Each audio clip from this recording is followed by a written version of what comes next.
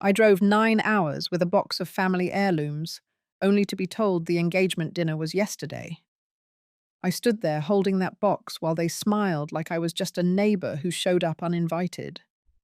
That night, I opened the map inside and realized maybe it was never meant to stay in the family. So I left.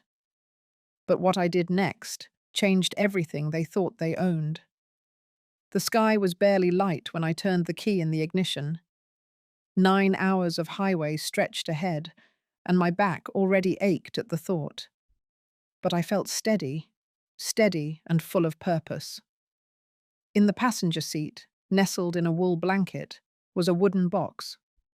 Inside that box were 3 hand-drawn maps, each more than 70 years old. My grandfather had traced them by candlelight, one for each major route our family had used back when we ran the small freight lines out of southern Missouri. He passed them to my father, who passed them to me. I had guarded them like breath. Today, I was going to give them to my son. Miles always loved stories, loved hearing about our people, and how they found paths no one else could. When he was little, he'd sit on my lap and trace those same maps with his small fingers, asking me to tell him again where the river split, where the cotton used to grow, where his great-grandfather once camped. It had been a while since he asked for those stories. Still, today felt like the right day. His engagement dinner, a milestone, a beginning, a time to pass on what matters. I hadn't seen Miles in nearly 4 months. Our last call was brief, but his voice sounded rushed. He mentioned they were planning something small, just family. I hadn't pressed. I trusted him. I trusted my son. By the time I pulled into the driveway, the sun had slipped behind a wide bank of clouds. The house looked newer than I remembered, larger, colder. Renee, his fiancée, opened the door. Her expression faltered before she stepped aside. There was no hug, no welcome. I held up the box. I said I brought something for the engagement dinner. She paused, then tilted her head. She said, "Oh, they had the dinner yesterday." I stood there for a second, box in hand. I asked what she meant. She shrugged, said it was last minute. Her family was in town. They figured it made sense. Then she smiled, thin like paper, and said they didn't think I would be up for the travel anyway. Inside, I could hear laughter. Someone clinked a glass. She never moved from the doorway. I felt the box get heavier in my arms. Not from weight, but from shame. A shame that didn't belong to me, but had somehow made itself comfortable on my shoulders. I asked if I could come in for just a moment. She looked back. Then she said, maybe another time. They were still cleaning up. Too much going on. And then the door closed. 9 hours of driving. For that. I sat in the car for almost an hour. No one came out. Not Miles. Not even a text. Nothing. The box sat between us, like a witness. I kept thinking back to when he was 8, when he cried because I wouldn't let him draw on those maps. He called them treasure. I told him they were history. Maybe they were both. Now they were just mine again. Eventually, I started the car and pulled away. There's a kind of silence that happens when someone closes a door on you without a sound. It's louder than shouting. He didn't raise his voice. He didn't even speak. But the silence said everything.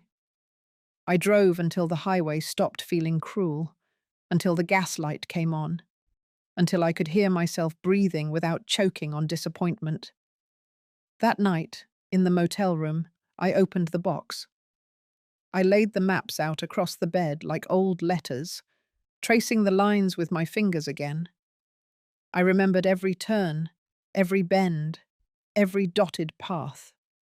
What my son had forgotten, I still remembered. And just like that, something inside me began to shift. Have you ever felt it? That quiet moment when the sadness fades and something stronger begins to settle in, because I felt it that night. And what I did the next morning, well, that part changes everything. The next morning, I drove back to my home in Blue Bluff. The sky was pale and thin, and I barely noticed the road. I wasn't crying. I wasn't even angry. But something about the silence inside me had hardened overnight. Not like a wall, more like a floor. I had somewhere to stand now. The house was quiet when I walked in. I lived alone since Thomas passed, and the stillness used to bother me. Not anymore. That morning it felt like a relief. I unpacked the maps and placed them back in the cabinet drawer, right beneath the hand-carved compass I once used on my father's land runs. That drawer was always where legacy lived. But something inside me knew the maps wouldn't be staying there much longer. Around noon, I made tea and sat at the kitchen table. I kept thinking about Miles's face when I held him the day he got into college. The boy who used to lean on me like I was his gravity. That boy hadn't answered my call, not even a message. A whole day had passed. I picked up the envelope from the edge of the table. It had arrived 2 weeks earlier from a regional museum I used to work with. They had been inviting me for years to return and help catalogue some historical trade maps. I had always declined. But this time, the envelope had a note from Sylvia Lannister, the director herself. She had heard I was keeping some rare family artifacts. She wondered if I might consider curating them for public view. I never responded. It had felt like too much at the time. Too final. But I opened the letter again, and I reread every word, and then I read it again. Something had shifted in me that morning. Miles's silence didn't just hurt. It clarified. I called Sylvia. She picked up on the second ring. She sounded surprised to hear my voice. Warm, though. Always was. We hadn't spoken in almost a year. I told her I was thinking about the offer, that I had 3 maps from the early 1900s. First-hand annotations, trade lines, route notes in my grandfather's hand, and that I was ready to let them live outside my house. She didn't rush me. She just said they had room for them, and if I ever wanted to come in person, they would be honored. After we hung up, I sat in the living room and stared at the fireplace for a long time. There were no flames, just cold stone. The kind that didn't warm a room, only watched it. It wasn't just about the maps. It was about the way my life had shrunk around my son's needs without me noticing. The dinners I cooked when he didn't show. The birthdays I sat through with Renee's family taking the spotlight. The time I loaned them $12,000 when they were starting that real estate firm and never once brought it up again. Because I believed in him. Because that's what you do for people you love. That love had turned quiet. Not because I stopped feeling it, but because he stopped receiving it. A week later, I visited the museum. The moment I walked into the curation wing, the air felt different. Clean. Measured. There were tables with gloves and magnifying glasses, walls lined with artifacts, volunteers working silently but purposefully. No one here was pretending to care. They were here because they already did. Sylvia greeted me with a long hug. She didn't ask questions, she only led me to a room labeled Private Collection Intake. Inside, I laid out the maps. I watched her fingers trace the edges with reverence. Not one word about value. Not one word about worth in dollars. Only worth in time. In story. In people. She asked if I would be willing to record a short history, something to accompany the display, maybe even talk to some of their interns. I said yes before I had time to second-guess it. When I drove home that evening, the town felt warmer. Same buildings, same trees. But I saw it all differently, like something had been peeled away from my eyes.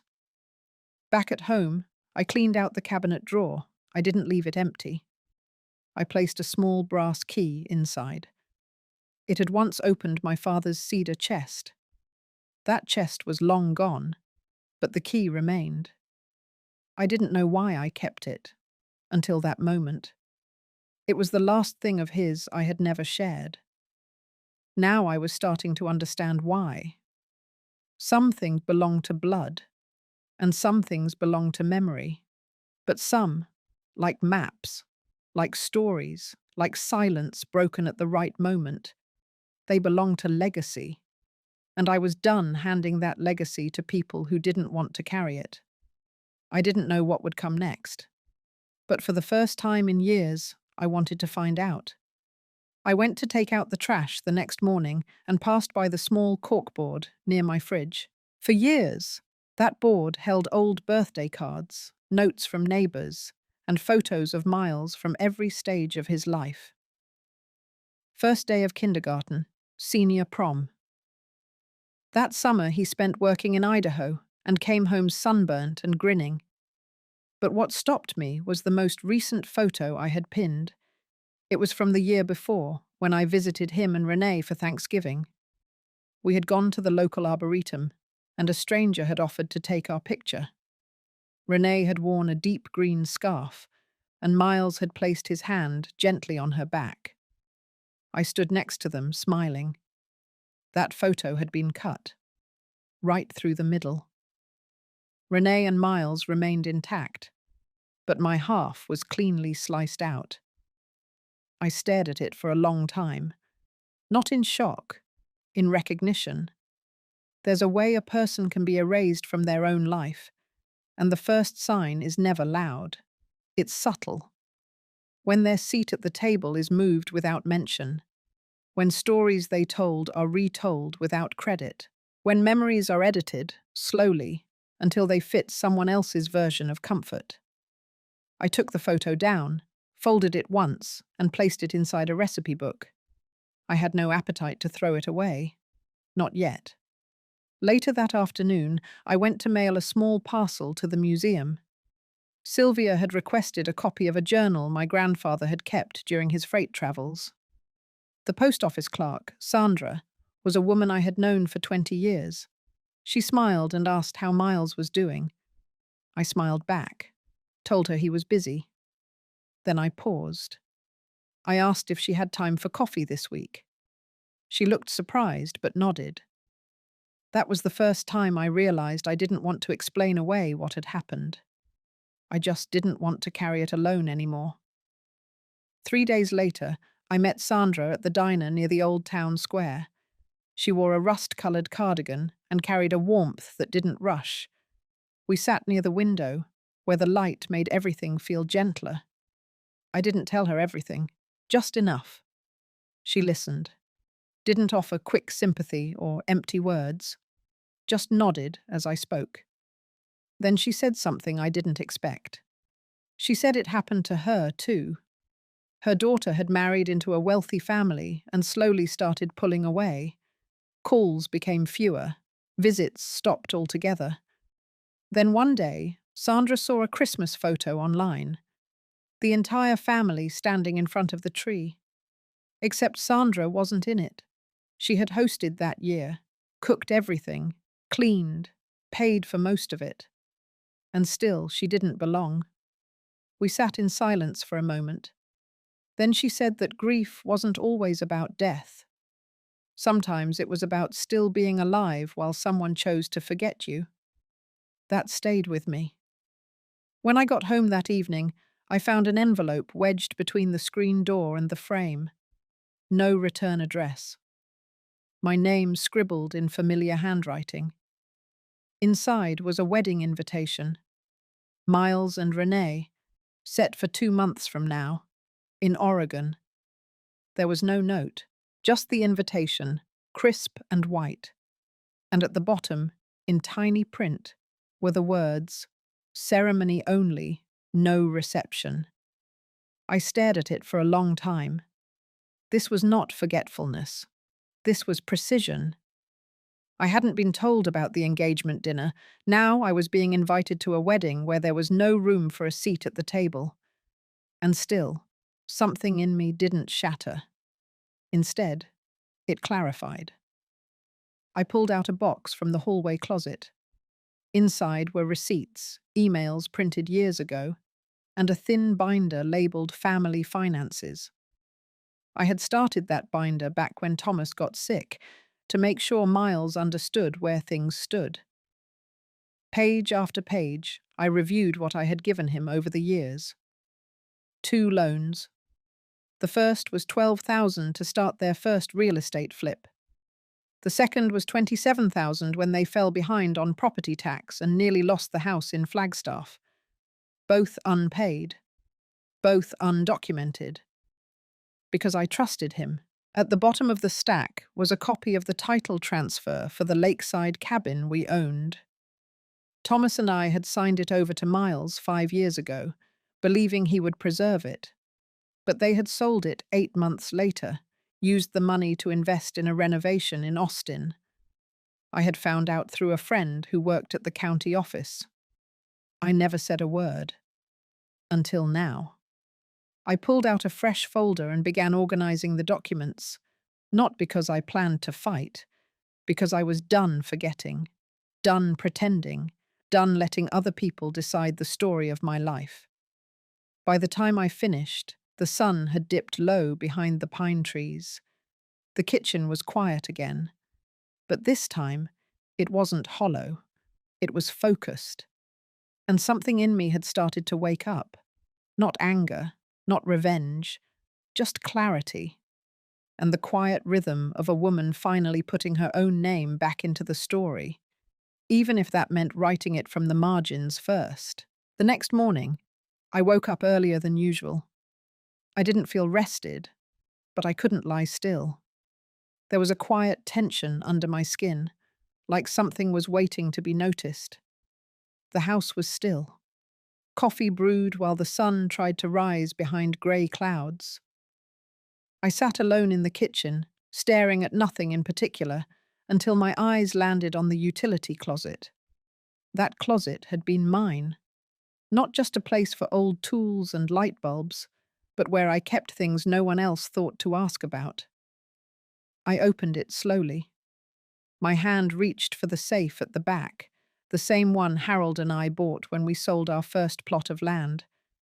It wasn't fancy, but it was ours, and we trusted it more than any bank. It took me a second to remember the combination, but my fingers didn't hesitate. Inside were manila folders, each thick with paper. Some were dusty, some were clean, but one in particular stood out. A small folder labeled Catskills.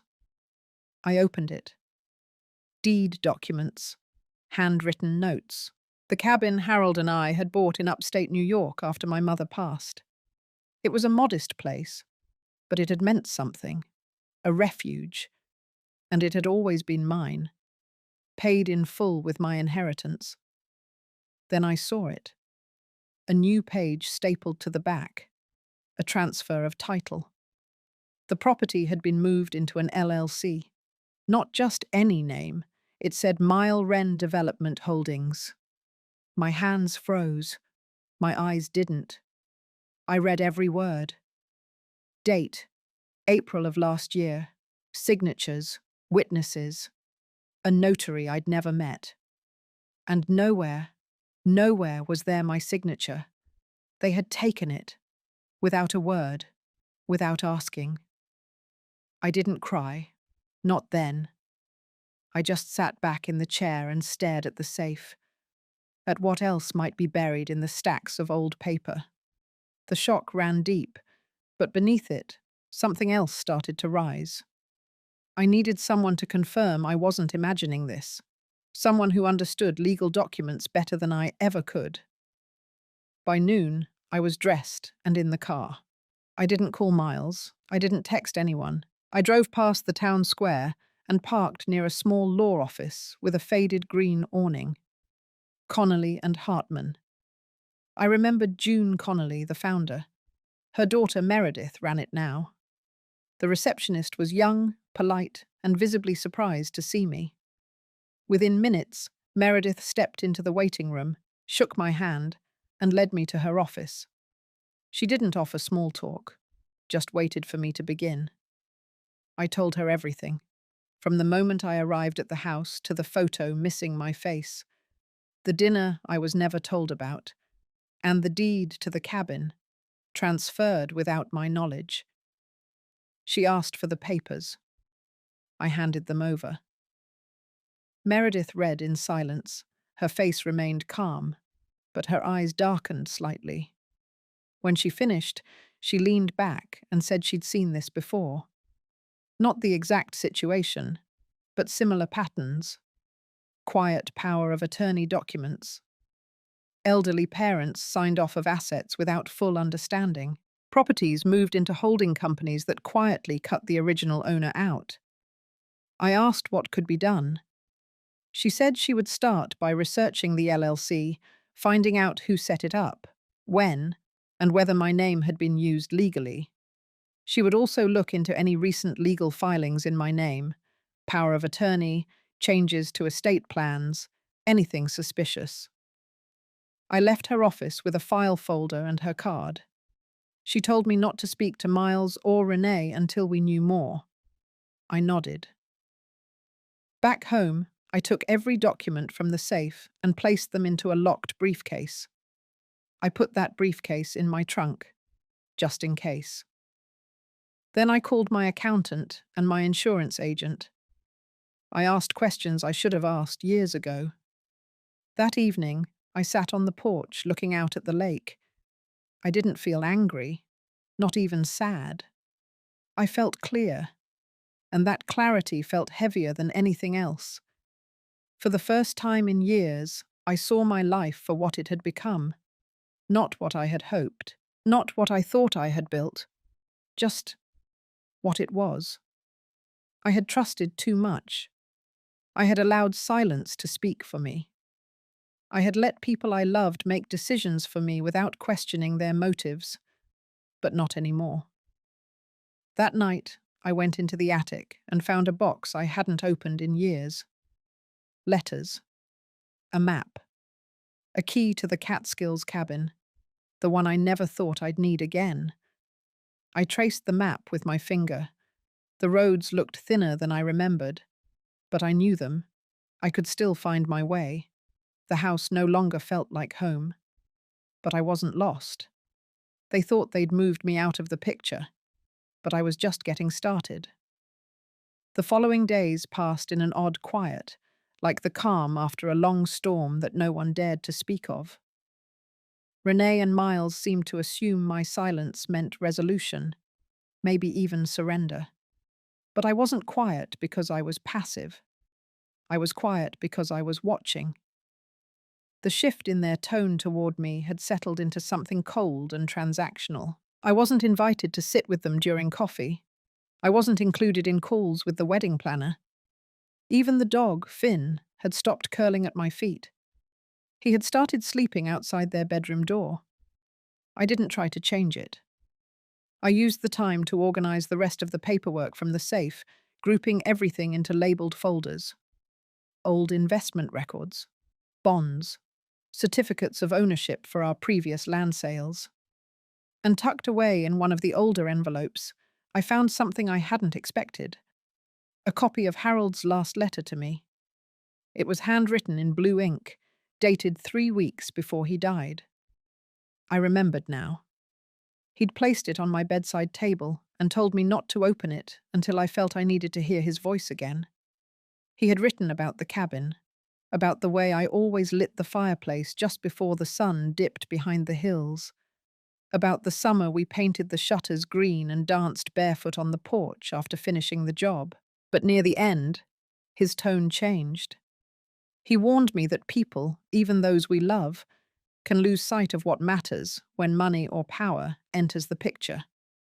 He told me not to doubt my instincts, and most importantly, he wrote this: "You are the steward of what we built.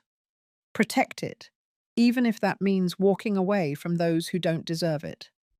I folded the letter back up, slid it into my coat pocket, and sat in the stillness of the kitchen, listening to the clock tick, as if marking down the time I had left before everything changed. The next morning, Meredith called. She had looked deeper into Mile Wren Development Holdings. The LLC had been formed 5 months prior to my arrival, using a P.O. box in a nearby town.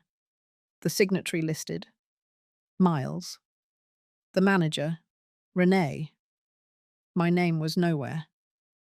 Worse, Meredith found that the cabin property had been used as collateral on a short-term business loan. They had leveraged it to secure a down payment on a property I had never heard of.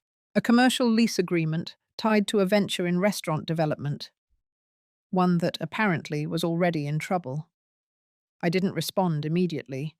My hands felt numb, not from shock, but from confirmation. They had gambled something sacred, something meant to outlast both of us, in a scheme they never even bothered to share with me. Not only had they hidden the truth, they had used my trust as a platform to reach further than they ever should have. That evening, Renee stood at the stove making something that smelled like rosemary and lemon. Miles was reviewing emails at the dining table. I came in carrying a box.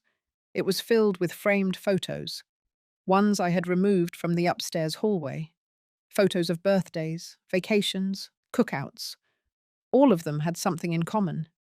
They had my face in them. I placed the box gently on the table. They both looked up. Neither said a word.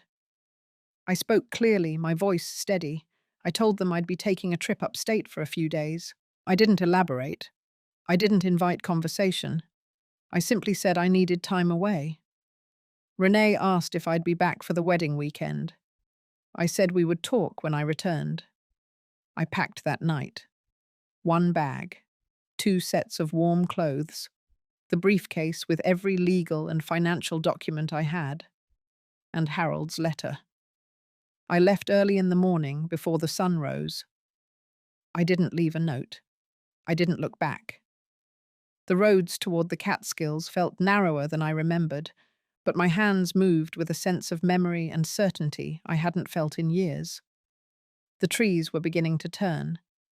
Crisp air slipped in through the window. When I arrived, the cabin stood exactly as it had decades ago, weathered but strong. The porch creaked under my steps. I unlocked the door and let the dust greet me like an old friend.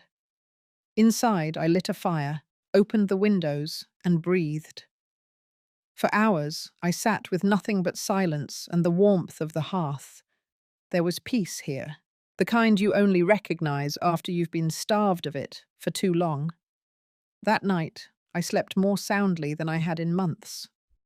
In the morning, I made tea and walked to the small mailbox at the edge of the gravel path. Inside, I left a letter addressed to Meredith. Inside it were copies of everything: the deed transfer, the LLC filing, Harold's letter, and a note from me. I asked her to move forward with a formal complaint. I asked her to prepare the necessary documents to dispute the legitimacy of the property transfer. I asked her to act not just as my lawyer, but as a witness to what I was about to reclaim. Because this wasn't just about land. It wasn't about money. It was about something much older and more fragile. It was about dignity, and I was done giving mine away. I returned to the city 3 days later, not because I missed them, but because I was ready. The cabin had done its work. It had reminded me who I was before I became someone's safety net, before I was someone to be tolerated, maneuvered around, and forgotten at the very table I once built. That fire crackling in the old stone hearth did more than warm me. It woke something up. Back in the house, Renee didn't even lift her eyes when I walked in. Miles mumbled a hello without looking up from his laptop. Their lives had carried on, and mine had simply exited. That suited me just fine. I went upstairs, opened my closet, and removed the travel bag. Inside was a single folder, thick with copies and notations and the weight of proof. I took a photo of every page and sent them to Meredith. Then I sat at the edge of my bed, closed my eyes, and breathed. That night, I didn't cook. I didn't ask if they needed anything. I didn't speak unless spoken to. The change confused them, I could tell. But they didn't press. They were still too confident. A week passed. Meredith called with an update.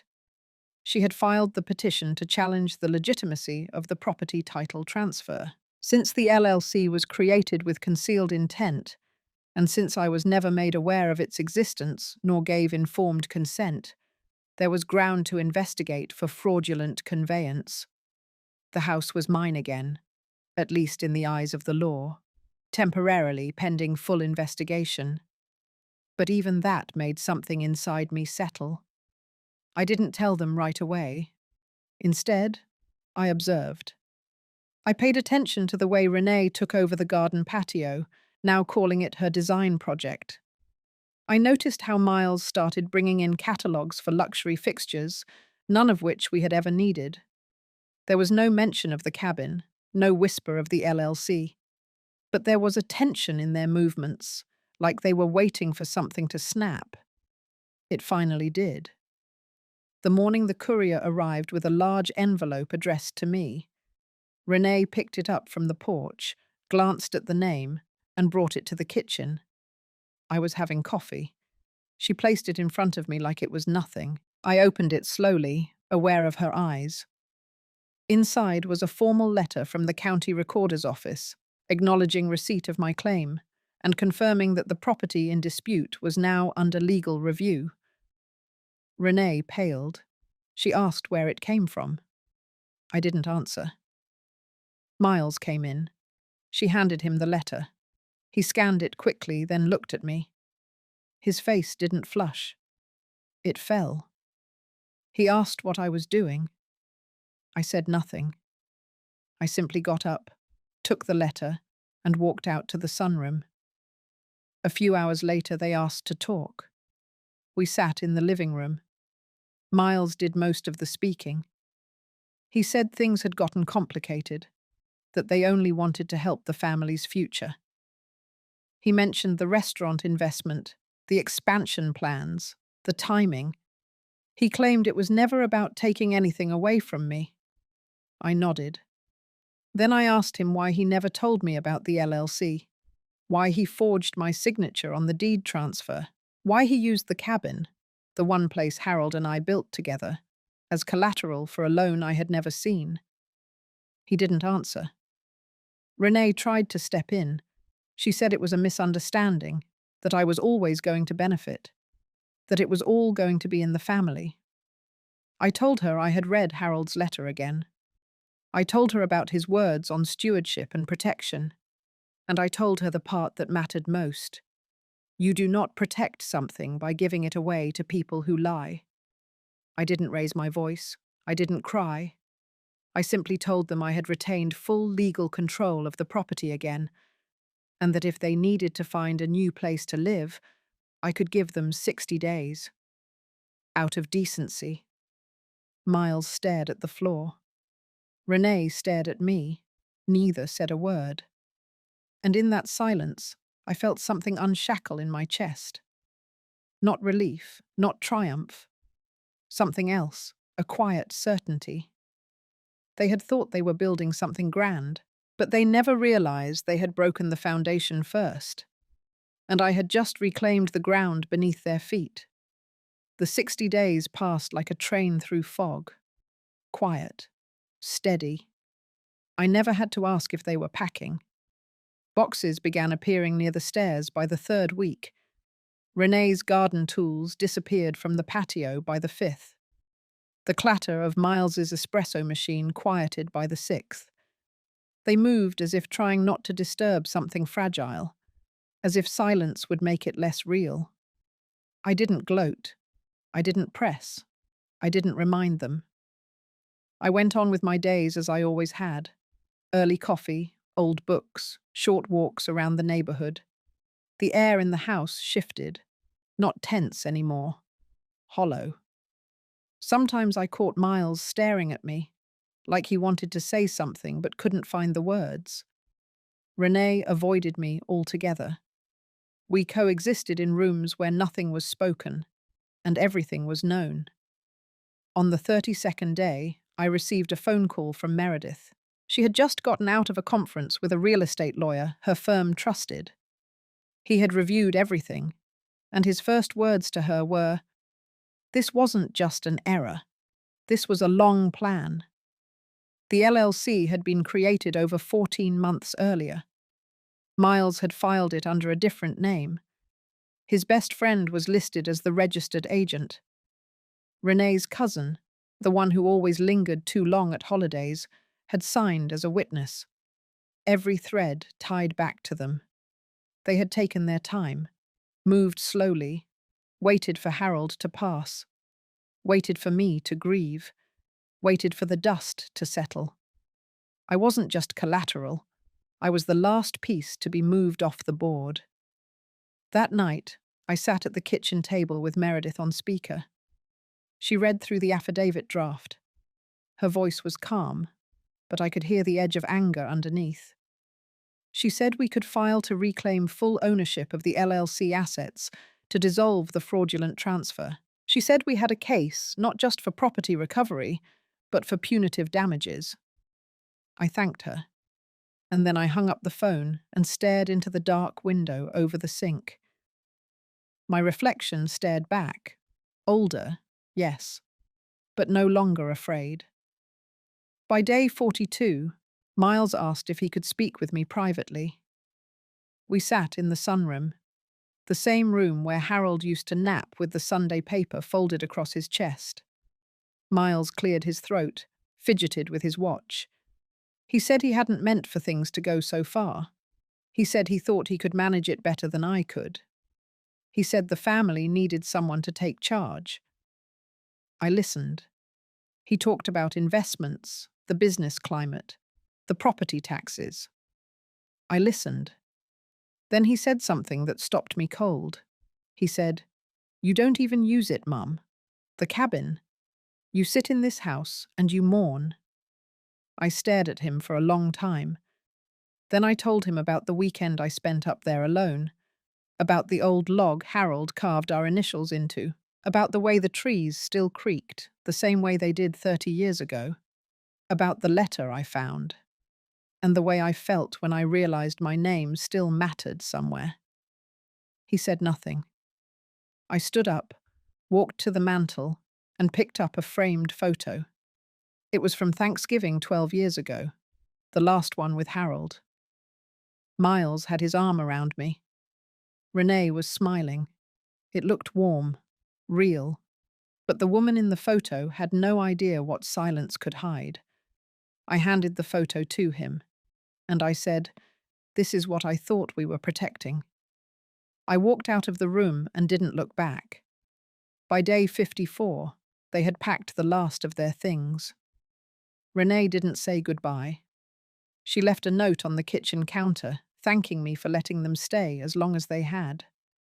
She said she hoped one day I would forgive her. The handwriting was careful, almost childlike. Miles was the last to close the door. He paused at the threshold, looked around the house one last time. Then he turned to me and said, "I didn't know what I was becoming." I nodded. Then I closed the door. And for the first time in months, I locked it.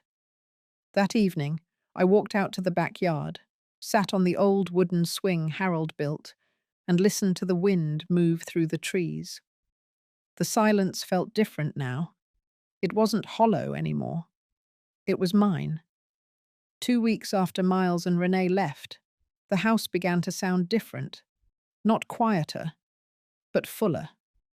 The silence now had a rhythm, like the ticking of Harold's old clock that I'd restarted, or the distant shuffle of squirrels on the porch roof in the morning. I had space again, space that wasn't haunted by tension. I started reclaiming corners of the house I hadn't touched in years. The sewing room, not for stitching, but for sorting old letters and clippings I had meant to organize. The attic, where Harold's war journals still sat untouched. Even the basement pantry, still lined with jars of pickled green beans and tomato sauce, some of them likely too old to eat. but filled with memory. But peace doesn't always last long. It was late Thursday morning when the knock came. I wasn't expecting anyone. I figured it was a delivery. But when I opened the door, I didn't see a package. I saw Gwen, Harold's cousin. We hadn't spoken in years, not since the funeral. She stood on the porch, bundled in a long tan coat, her silver-grey hair clipped back. She looked smaller than I remembered, and older too, but her eyes hadn't changed. Sharp, unblinking. I stepped aside and let her in without a word. She didn't sit.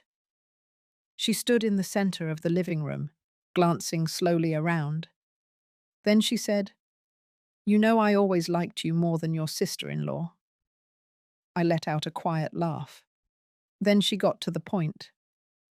"I heard about the transfer and the LLC. You might not know this, but Harold came to me before he passed. He told me he was worried Miles would try something. Said he wanted to make sure you stayed protected." I sat down slowly. She reached into her coat and pulled out a slim envelope. "He gave me this. Said to hold it until I felt the time was right." I stared at it. The handwriting was Harold's. Neat. Blocked. She placed it in my hands, patted my shoulder, and turned to leave. "That's all I came to do. He'd want you to have it now." And just like that, she was gone. I didn't open the letter right away. I held it for a while, feeling the slight weight of it, as if it carried something heavier than paper. When I did finally slide my finger under the seal, I read it twice before I fully understood. Harold had created a second trust. Not for Miles, not for any of the grandchildren, for me. He had transferred ownership of the cabin back to my name 2 months before he passed. Quietly, legally. It was mine. The LLC Miles created had never really owned it. The paperwork they filed, the transfers, they were built on a false premise. Harold's signature on their version of the deed was a copy, not the original. What Miles and Renee had sold was nothing more than a mirage. The land still belonged to me. My heart pounded as I reread the final line of the letter.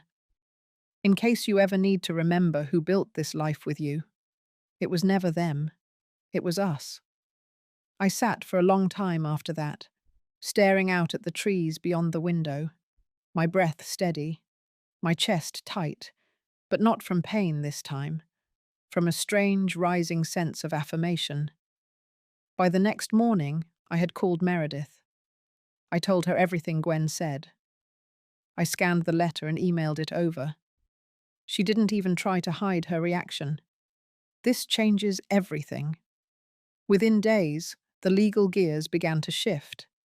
The lawyer who had originally notarized Harold's documents confirmed their authenticity. The second trust was legally binding. Miles's sale of the property to the out-of-state investor was now a legal mess. The title company involved had already flagged inconsistencies and paused the final transfer of funds. I could almost hear the walls closing in on them. But I didn't feel joy. I felt sorrow. Not because I was uncertain, but because of how far we had drifted. How willing they were to erase me for something they couldn't even keep. One evening, I drove up to the cabin alone. The air was cooler now. Autumn had settled in. The leaves rustled under my boots as I walked the old path Harold used to clear every spring. The cabin looked untouched, empty, but not broken. I unlocked the front door and stepped inside. It smelled like pine and cedar and thyme. I placed the letter on the kitchen table, and then I made tea. That night, I sat on the porch wrapped in Harold's old flannel blanket, watching the stars prick through the black sky. The silence wasn't hollow this time either. It was sacred, and as I listened to the wind stir through the trees, I realized something. This wasn't the end. This was the beginning of the part of my life where I stopped apologizing for surviving, where I stopped shrinking to make space for others who never gave me any. The part where I took back what was mine.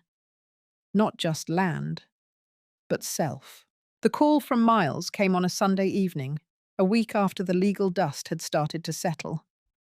I was sitting at the kitchen table, sorting Harold's old photo albums into two piles, ones I wanted to keep out, and ones I was finally ready to put away.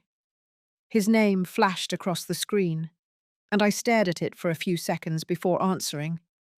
He didn't say hello. He said, "We'd like to invite you to dinner." No explanation, no apology, just that. He said Renee would cook, that they'd like to talk, clear the air. He said it like I hadn't just spent the last few weeks unraveling the mess they created. But I said yes. I wanted to look them in the eye. The night of the dinner, I wore the navy dress Harold always said, brought out the blue in my eyes. I didn't dress to impress them. I dressed to remind myself who I was. The house was clean, too clean. The scent of lavender and lemon was thick in the air, almost artificial. The table was already set, with Renee's fancy plates and cloth napkins she never used when it was just me. Renee greeted me at the door with a tight smile. Miles stood behind her, looking like he hadn't slept. Dinner started with small talk. Useless things, the weather, news about the neighbors. Renee mentioned a new Pilates class. I let them talk. The food was fine, bland, but I ate every bite, slowly, calmly. Then Miles finally said it. "We've had a rough couple weeks. The cabin deal fell through. The buyer pulled out. Lawyers are involved. It's been stressful." He looked at me then, not directly, more like just past me. "You probably already heard." I nodded once. Then he said, "We wanted to let you know we're ready to move forward, to put this behind us, as a family." It was Renee who added the last part. "You're still welcome here," like she was extending some kind of grace. I placed my fork down gently and folded my hands. "That's very kind," I said, "but I brought something with me."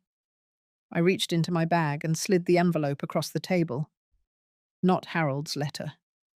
A copy of the legal filing Meredith had submitted that morning. The one that formally froze the assets of the LLC Miles created using my name. Renee didn't touch it. Miles stared at it for a moment before picking it up. He scanned the first page, then the second. His face went pale. "This isn't necessary," he muttered. I didn't respond. Renee said, "You're being dramatic." That made me smile. Then I said, "I spent 35 years standing beside Harold, building what we had, supporting this family, and in a single afternoon, you both decided I was dispensable, that I didn't matter." I paused and took a sip of water. "You sold something that wasn't yours, lied to do it, and you left me out in the cold." I leaned back in my chair. "So no, this isn't about drama. This is about boundaries, consequences." Miles opened his mouth but didn't speak. Then I said what I came to say. "You will no longer have access to any of my accounts. I have rewritten every document, the power of attorney, the trusts, the emergency contacts. Your names are no longer there." I watched the color drain from Renee's face. The air in the room shifted. The polite performance dropped. I added, "I don't do this out of spite. I do it out of necessity. For peace." I stood up and smoothed my dress. Dinner was lovely. "Thank you." Neither of them moved. I walked myself to the door. No one followed. In the car, I sat for a moment before turning the key. My hands were steady. My chest felt light. When I got home, I made tea. I lit a candle on the porch, and I opened Harold's letter one more time, just to feel his words again. I slept soundly that night, and for the first time in months, I dreamed of nothing at all, only silence. Full, sacred silence. A week passed since the dinner. Nothing followed, no calls, no apologies, not even a card. But I didn't need one. Instead, I focused on the next thing. Something Harold and I had talked about in whispers near the end, when his breathing had slowed, and he started speaking in short, honest bursts. We should build something, he had said once. Something that lasts longer than any of this, longer than land, longer than names. At the time, I had thought he meant the cabin, but maybe he had meant something more. I started spending my mornings at the public library in town, not in the fiction section where I used to browse. This time, I was downstairs, in the little basement room where community initiatives were pinned to corkboards and city meeting notices curled under thumbtacks. I pulled out a folder I had brought with me. Inside were notes Meredith helped me draft. Legal frameworks, non-profit templates. I stared at them long enough that I stopped seeing the text and started seeing faces. Women. Older women. Like me. Women who had worked, who had given, who had been erased or silenced by the very families they built.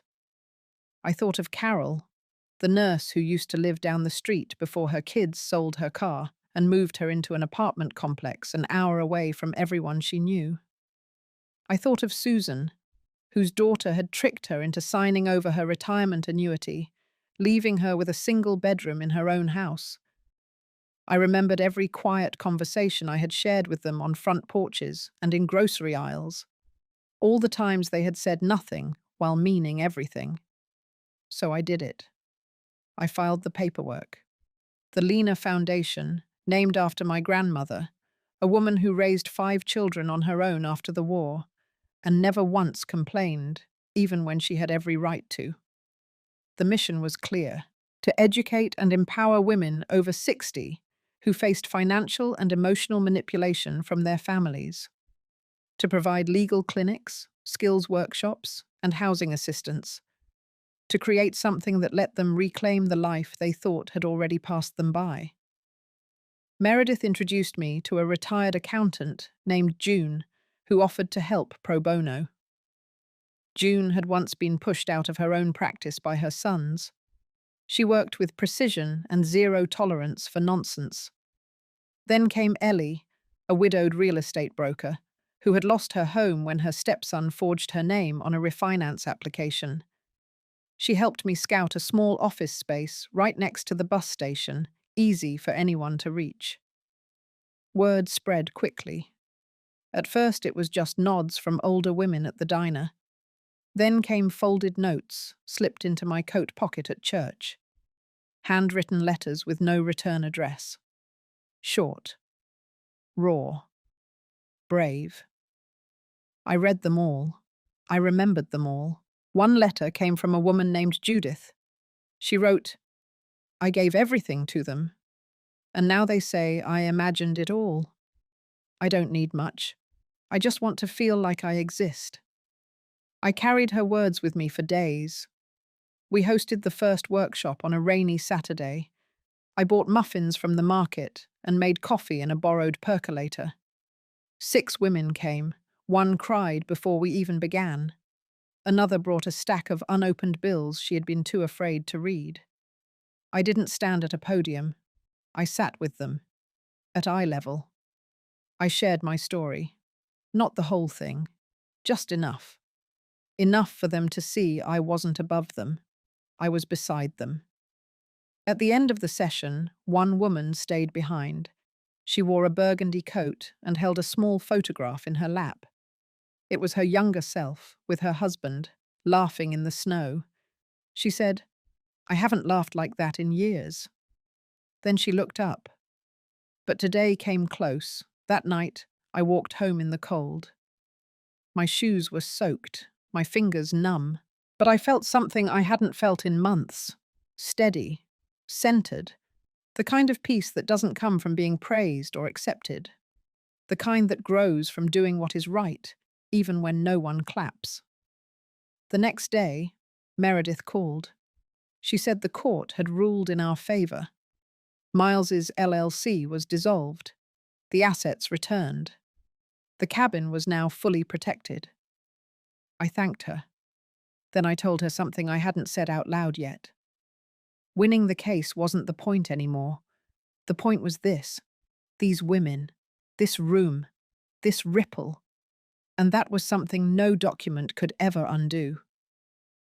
I placed Judith's letter in a small box I kept under my bed, along with the photo of Harold and me by the lake, and the letter he left. They didn't belong on shelves anymore. They belonged here, close, alive. And in the morning, I would show up again, just like them, just like me. The local paper ran a small feature on the Lena Foundation the following week. A columnist named Bryn had attended one of our Saturday sessions and asked if she could sit quietly in the back. She didn't take many notes, just watched. I hadn't expected anything. But then came the article. A quiet, powerful piece about women rediscovering their voice. She didn't mention names, just the essence. And somehow, that was louder than anything printed in bold. 2 days later, I got a call. It was from a woman named Michelle Everett. She introduced herself as a program director with the local PBS affiliate. She said she had read the article. Then she asked if I might be willing to speak at their annual Women's Legacy Night. I paused. I had spent months rebuilding from the ground up, pouring my time and heart into something real. But it had all happened in quiet places, folded notes, library rooms, shared coffee. This was different. A stage, a spotlight. Still, I said yes. They held it at the old theatre downtown. When I arrived, I almost turned around. Not because I was scared, but because I wasn't sure my story belonged on a stage. But Meredith was already there, waiting near the entrance in a deep green dress. She looked proud in a way that made my feet move forward. They gave me 8 minutes. I didn't read from notes. I spoke slowly, letting each word come up from my ribs. I talked about the land Harold and I had kept for 40 years. I talked about the silence I had lived in after he passed. I talked about the mistake I made in believing love guaranteed loyalty. And I talked about the day I sat across from my own son and realized he no longer saw me as a mother, but as a stepping stone. But more than anything, I talked about what happened after. Not the revenge, not the courtroom, the quiet rebuilding, the women, the ripple. When I stepped off the stage, the applause didn't come in a wave. It came in soft, steady claps, the kind you feel more than hear. I didn't look for anyone in the crowd.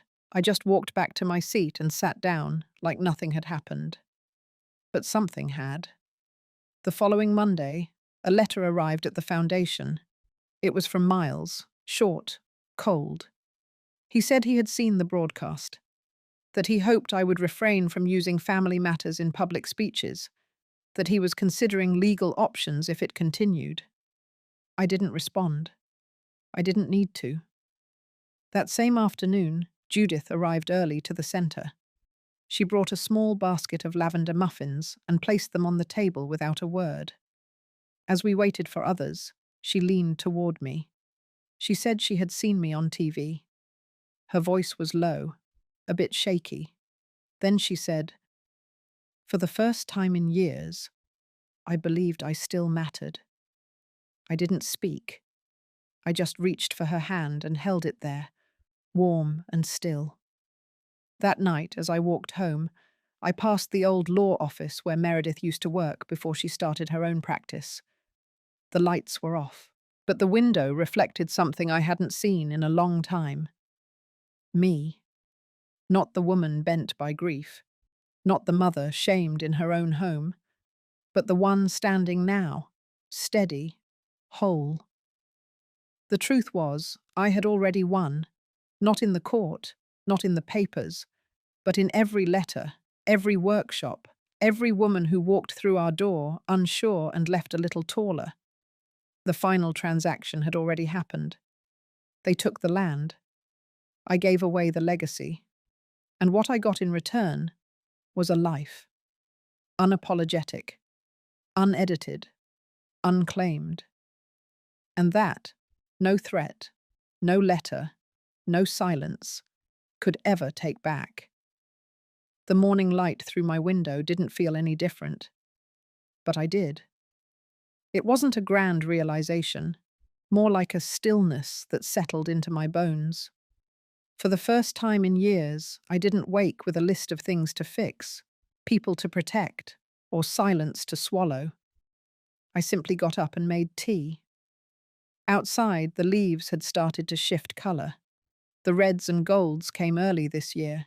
I sat on the porch, wrapped in Harold's old cardigan, and watched the breeze carry pieces of the past into new directions. There had been no reply to Miles's letter, and I knew there wouldn't be. I had nothing to defend anymore. What I did have was a waiting room full of women by 10 o'clock, each with their own battles and betrayals, some louder than mine, some buried deeper. They came with notebooks and paper cups, and the kind of weariness that only other women could recognize. They didn't come to hear my story. They came to remember their own. And that, I realized, was the point. The last time I saw Miles, it wasn't at a trial or on a news clip. It was a grocery store parking lot, 3 weeks after the PBS event. He looked thinner, not unhealthy, just small. He glanced at me. I nodded. He looked away, and that was it. No words, no apologies, just space. Sometimes silence is a sentence. Later that week, I visited Harold's grave. I hadn't been back in months, not out of anger, but because I no longer needed to speak to the stone to feel him. I brought a sunflower from the foundation garden and tucked it into the grass. Then I stood there, eyes closed, and let everything go. The ranch, the courtroom, the documents, the years I spent begging to be seen inside my own family. Letting go doesn't always feel like freedom. Sometimes it feels like grief walking itself home. But standing there, I wasn't angry. I wasn't bitter. I was just me. A woman with lines around her eyes, stories under her skin, and a quiet victory in her chest. That night, I locked up the center and walked the long way home. The air was cool, the streets empty. I didn't need company. I didn't need recognition. I had already received what I came for. Peace. Not the kind that comes from winning, the kind that comes from not needing to win anymore. They thought they could erase me from a will, from a home, from memory. But I had rewritten myself into something they could never touch. Legacy isn't what you leave in a vault. It's what you leave in people. And mine was just getting started. If you've ever felt like your voice was pushed aside, like your worth was tied to someone else's approval, I want you to sit with this story a moment longer.